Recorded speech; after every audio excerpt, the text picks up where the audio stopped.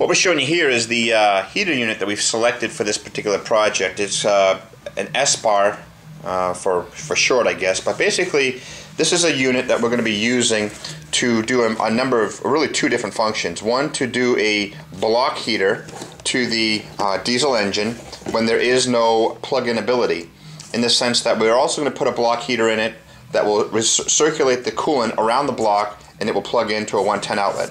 When we don't have that luxury, or he doesn't have that luxury, this is a neat unit that truckers use. And this is a very small, compact, self-contained unit that has its own little heater inside. Okay, so there's a heater core in here that runs off the coolant, and the way it runs is through a pickup off of the fuel tank. And here's the pickup. This pickup is mounted into the fuel tank.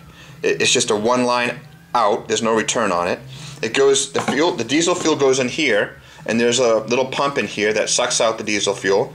It also ignites and burns the diesel fuel, heats it up, and then exchanges it with the coolant. It runs to the front of the block and heats it. So it's completely self-contained, run off a battery. It runs very minimal power, about 4 amps in the first 30 seconds, or about 60 seconds of time, and then it runs either a 0.3 amp or a 1 amp from there on out. So it's a very small draw.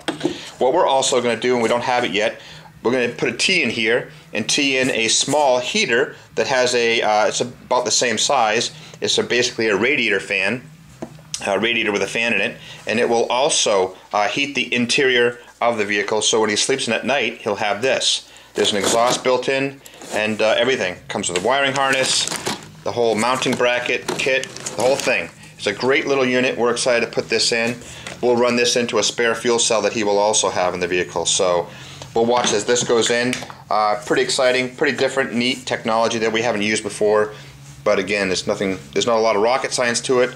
Pretty simple, and watch us install it.